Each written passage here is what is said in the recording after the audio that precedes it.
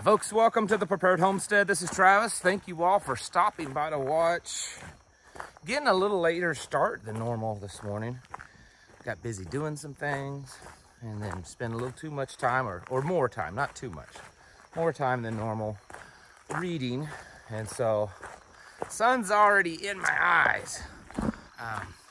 For those of you that don't like the gravel sound walking on, I'm going to try something. We'll see if it helps. It may not help the entire distance, but if you've noticed, right in the middle of this road, grass grows, and in some places it's, a little thicker. I'm going to attempt to walk on that to help muffle the sound a little bit. You'll still hear it, but maybe that'll help. I don't have a solution for it. People say buy a different microphone. There's a microphone made that's gonna not, that's gonna block out the sound of that gravel. It is what it is. Man, did we have some rain yesterday? I'm getting to a point, okay? I got an actual topic to talk about. But I haven't seen that kind of rain here in the Ozarks since at least back in the spring. I think at one point I would estimate that visibility may have been like 25 feet, 30 feet. I mean, it was just monsoon level rainfall, and which is a good thing. I mean, there's people in the Ozarks that's dealt with some flooding because of it. I don't believe that there's been any loss of life, but I'm sure there's been some property damage and stuff. And of course, that's not a good thing. But that amount of rain is great for replenishing lakes and rivers and, different places that need the water and, groundwater. It's really good for that. So that happened. And this morning I wanted to talk about food again. I know, we talk about it all the time. Pick a different subject, man. Well, I talk about it often because it's extremely important. I mean, if we don't have it, we're gonna die, right? And there's been some prominent people in the past, Kissinger, that have, flat out said, if you want to control people, control their food. And we're at a place that we're starting to see, and we have been for a while. I mean, this isn't new. That we've been seeing a very large attack on our food systems all over the world, really. And it's, I'm sorry, I'd hate to, well, no, I'm not sorry, but I hate to say this, but you'd be a fool for not paying attention to this. I was reading this morning that and we've had this for a while, this carbon dioxide shortages. This has been happening for the last year or two. Well, it's getting worse. And a lot of these big food producers are getting really concerned. Two of the largest food producers in the United States, Tyson and Kraft, have both said that they're scrambling, trying to find carbon dioxide to use with their food production. Carbon dioxide, of course, is used in a lot of soda and beer, and that's a given, right? But it's also used a lot as a preservative, especially in frozen foods and stuff. The microwave dinner stuff, they pump it full of that when it's frozen. It has a lot of other uses than just in your beer, okay? And there's not a lot of it. And there's not really any signs that that's going to get any better anytime too soon. So that is most likely going to hurt the overall food supply. It's gonna tighten it up. It's gonna make things a little slower, and it's very possible it will diminish the shelf life of fresh products if they have to cut back or do something different. Is the grass working? I'm walking in it, getting my shoes all wet just for you guys. And then there's, just the general farm reports, ag reports. I'll be honest with you, there's times, because you see so much of this kind of stuff and all this lying and manipulating that sometimes it's hard to try to figure out if they're telling the truth this time or not. Officially, the Department of Agriculture, their reports on crops this year is less than average, less than normal, but not overly critical, okay? So if you look at everything when compared to, like, say, a 5-year average, we're definitely less than that. Corn, wheat, soybean, and it seems every time they put out a report, it's a little bit less. But they say we're not talking like critical level bad.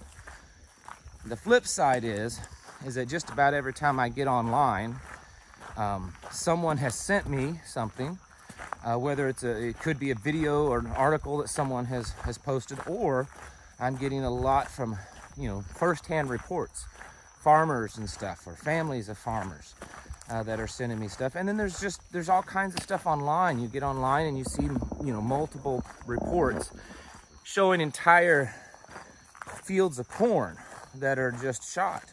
And I understand that one farmer's one field of corn is a fraction of a drop of a bucket of the corn that's grown in the United States. I get that.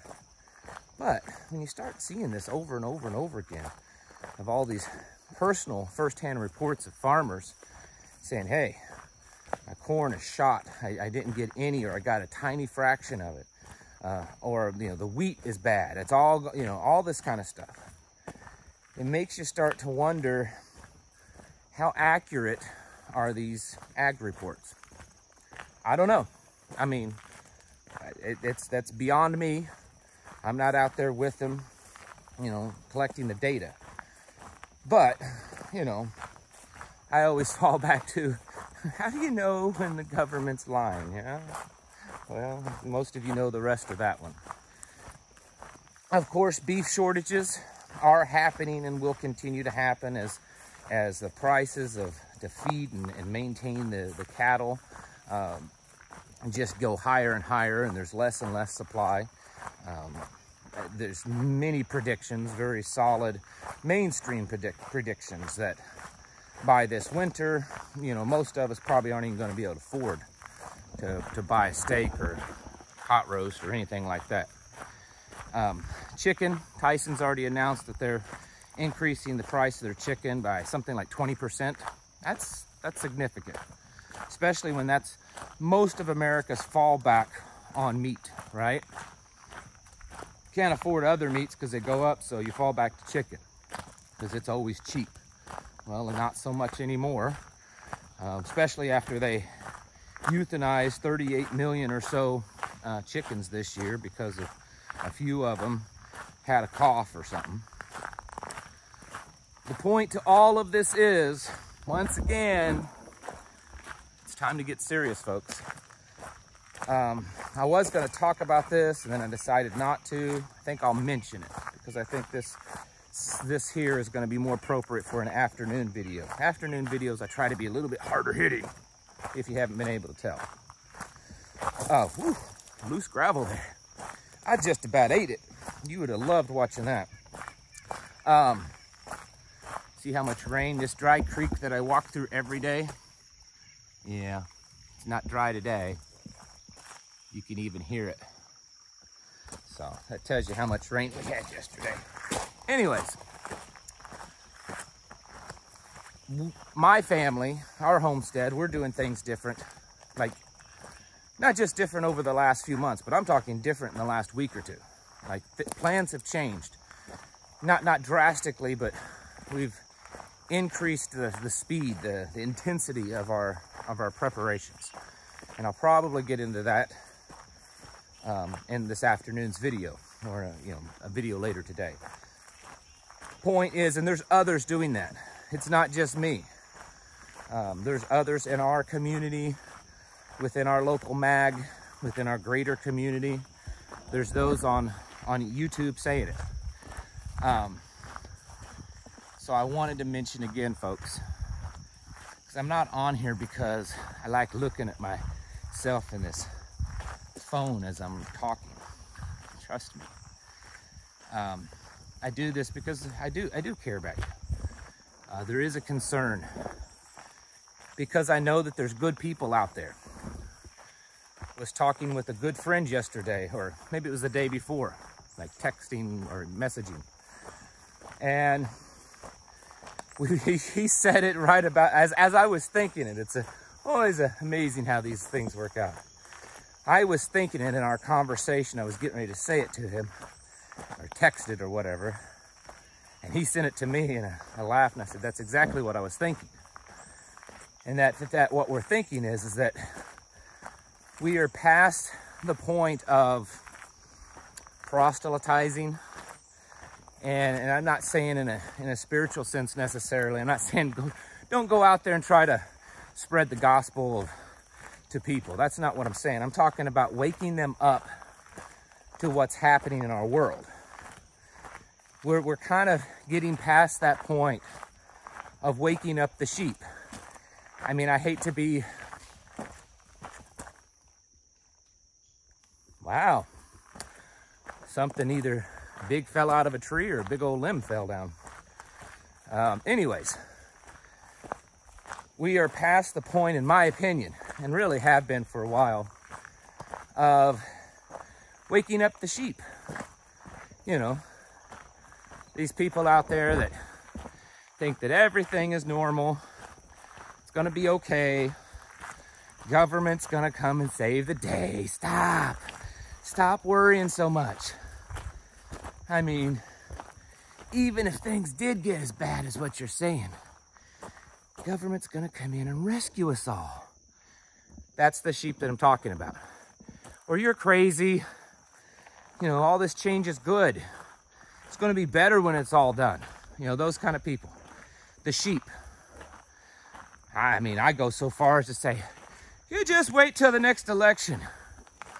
We're gonna elect some of the greatest people in the entire history of mankind. And overnight, they're gonna turn this country around and gonna make it a better place. Yeah, they're starting to fall into the sheep category too, to me. But, at least some of them. We're no longer focused, at least here at the homestead, here on this channel, here locally, of waking up sheep. We're focused on waking up lions. People that already know what they need to be doing. People that are already aware that we're not really having to, you know, start from the beginning and school them and, you know, teach them why you should be awake. People that are already there and that just need the motivation, need the realization that now is your time. Now is the time to start getting ready, not beginning your preps. That's been a long time ago. Now is the time to push it into high gear. It's go time when it comes to getting yourself ready.